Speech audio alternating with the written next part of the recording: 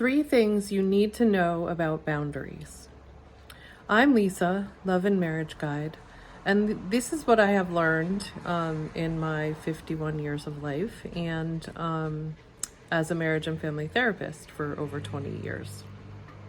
So, you learn your boundaries in your family by how you're treated by your parents and your siblings. And a lot of us have learned, like myself, that we don't have boundaries. Our boundaries were not respected in our family. What I witnessed, what I experienced was my siblings were allowed to have boundaries, but for some reason in my family, I was not allowed to have boundaries, and my boundaries were consistently violated.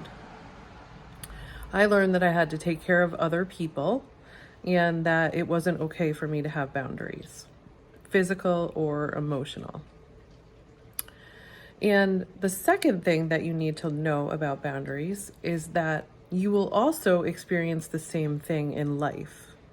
So I am a marriage and family therapist, and when I trained to be a marriage and family therapist, I received all kinds of messages from my professors and advisors, and they were like, it's important to have good boundaries, and you need to know what your stuff is and what other people's stuff is. And I was just supposed to know that. And there was a lot of shame around not knowing that, and I never really asked what that was. Like, or what it meant to have good boundaries, or how do I have good boundaries? I just felt like I was supposed to know this.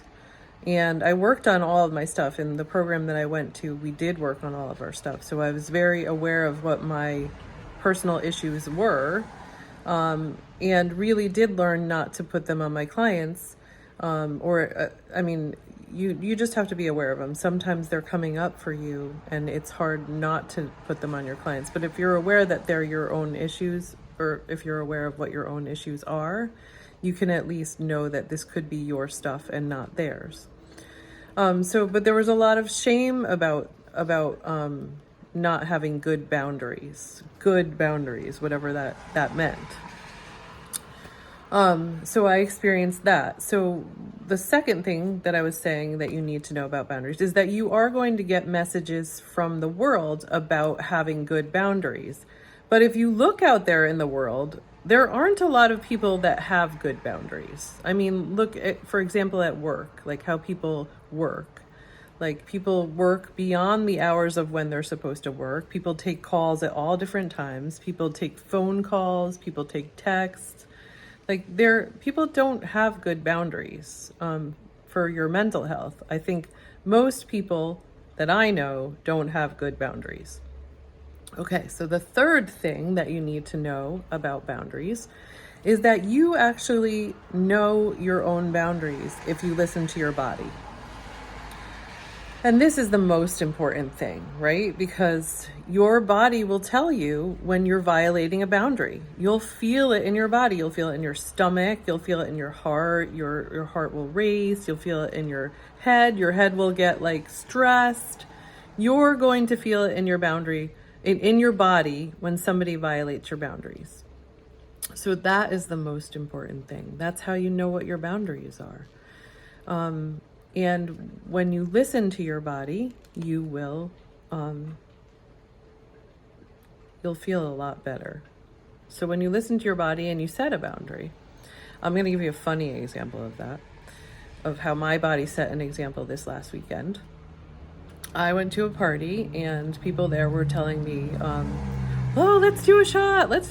And I know that I don't like hard alcohol. I really like wine, but I don't like hard alcohol. It just doesn't agree with me, and it catches me by surprise, and it's a lot of fun, but I don't want to do that. So, but I like to be a part of everything. I like to be part of the fun and the excitement. So I poured myself a little shot of tequila, and I was about to drink it with the rest of the group, and I dropped it. My body just dropped it. And I was like, okay, that's a sign. I'm not going to do it. And I listened to my body. So that's a really funny one. Your body doesn't always tell you so directly like that. But the better you listen to your body, the more it will tell you what a boundary is for you. So that was just kind of like a funny example, but there's so many other ways that your body will tell you, like, no, this is not okay for me. And you just have to learn to listen and be able to set that boundary with people. And that's a hard part too, being able to set it. But that's a whole nother video.